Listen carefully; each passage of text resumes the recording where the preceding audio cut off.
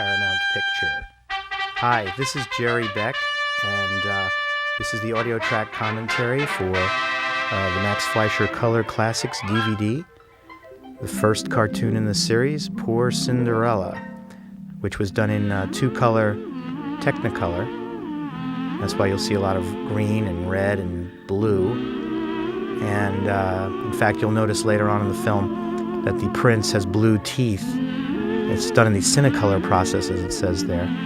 And these color classics, of course, were Fleischer's answer to Walt Disney's Silly Symphonies cartoons. And they tried to, right off the bat, they tried to make a very ornate cartoon, as you can see here. Very fancy, almost too much detail in the cobblestones and the roofs and all of the details in the backgrounds. You'll see more of that as we go along. It's just almost overdone. Do they really need to have so many dishes? And of course, Betty Boop was the star of the first color classic. They put their biggest star at the time in the film. Although the Fleischer Studio had another star at the time, which was Popeye the Sailor, but he was owned by King Features. So I guess they put Betty Boop, who they owned completely, in this film. Now you'll notice Betty has a different hair color. She's kind of got a red hair instead of the black. I guess it was just an attempt to make everything as colorful as they could with the two hues that they had, red and blue, basically. And here's an original song that Betty is singing, which, again, aping what Disney was doing. Disney had such success with the Silly Symphonies and the original songs that were in those films. And Who's Afraid of the Big Bad Wolf was a huge hit for Disney, both as a song and as the film itself. So these color classics have great original songs throughout the whole series. And a lot of them written or co-written by Sammy Timberg. We'll talk more about that later on some of the other audio tracks, but really great stuff.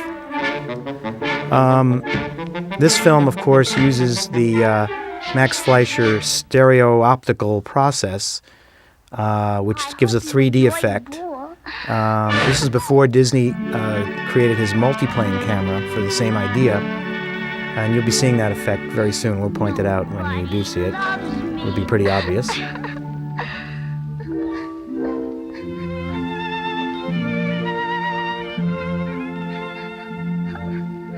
Cinderella, pretty Cinderella, you're unhappy, I can see. I'm your fairy godmother, listen to me.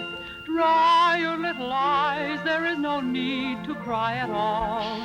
In addition to the Betty Boop series of cartoons and the Popeye series of cartoons, the Fleischers also had a series of screen songs, which were the series of black and white cartoons that featured celebrities, usually in live action, musical stars of the day, singing a popular song of the day, and the audience could sing along with the bouncing ball. So the Fleischers had a lot going at this point. The Color Classics were another great series for them.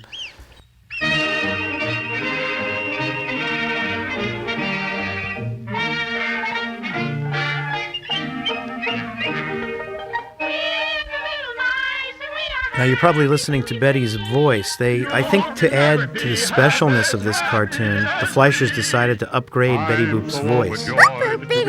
What's wrong with my voice? Oh, what are you doing here? I'm just a poor Cinderella. Nobody loves me, it seems. There's nothing wrong with my voice.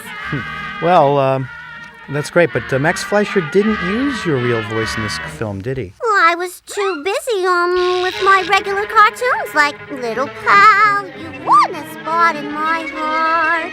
What about that one? Oh, that's great. What can you tell us about the Color Classics? As long as I have you here for this audio track commentary, what's the story behind this cartoon? That's my stand and my body double. I never had red hair like that. I'm a brunette, not Lucille Ball. Well, so if you had done this film, What would have been different? Oh, Pudgy would have been in it, and Bimbo would have been the prince. What about Coco? Well, he would have been an evil stepsister. Can I sing a song? Oh, well, why not? Sure, go ahead.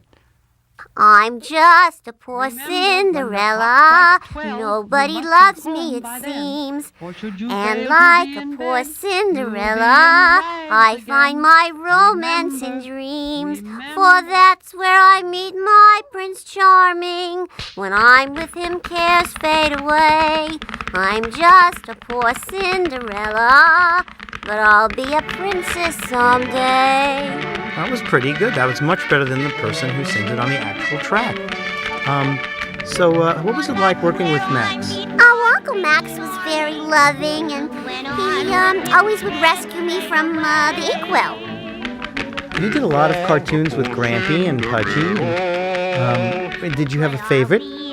One of my favorites is Little Nobody with Little Pudgy, where Pudgy gets his feelings hurt from some dog who lives next door, and he comes back over to me, and I have to sing to him and get his spirits up, and I particularly like that one because it's so heartwarming.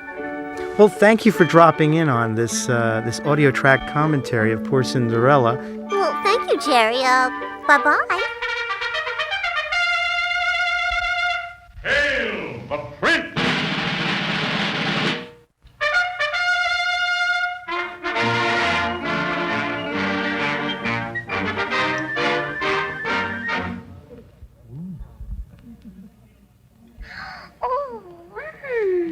Every shot is just spectacular in this film.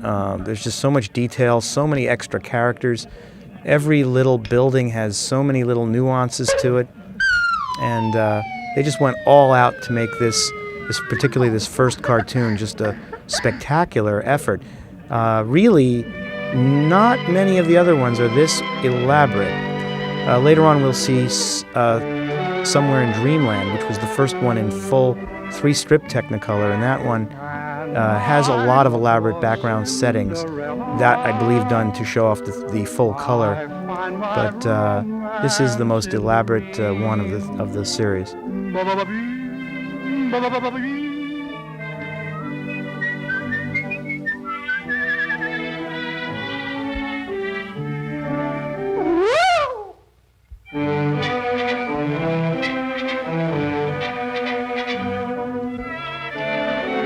Some historical notes. Max Fleischer was born July 19th, 1884, and Dave Fleischer was born July 14th, 1894. That would make Max Fleischer about 50 years old when he started doing these Color Classics cartoons, and Dave Fleischer was 40 years old at that time.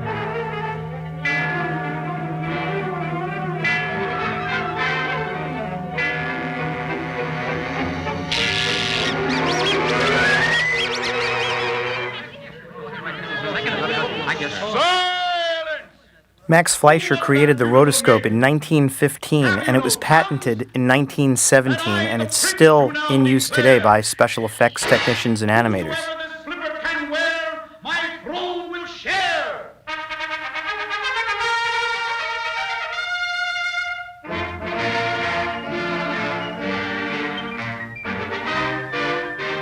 Max Fleischer was a cartoonist, and he became the art editor for Popular Science magazine in 1914. His earliest films, beginning in 1917, were educational and mainly for the Army.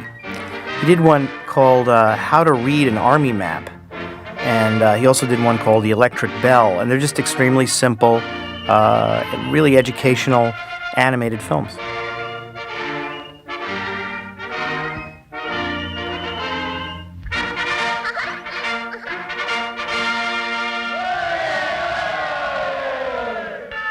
Here's one of those great 3D backgrounds that we were talking about. This was done on a tabletop setup. It was shot horizontally, not vertically. Usually an animation camera is above, shooting animation artwork below. And they would build these sets on a round table, a giant round table, very intricately done. And they would place a pane of glass in front of the sets. They would put the animation art on this pane of glass can shoot it one frame at a time and then move the set one frame at a time, and it'll give off that three-dimensional look. And it's really spectacular. And the title cards at the beginning and end of this film are unique to this film. Starting with the next film, they set up a certain standard title card art that lasted for half of the series. The titles for this film were done more like a stage play with the curtain coming down. It's very, very spectacular. Separate curtain for the Paramount logo.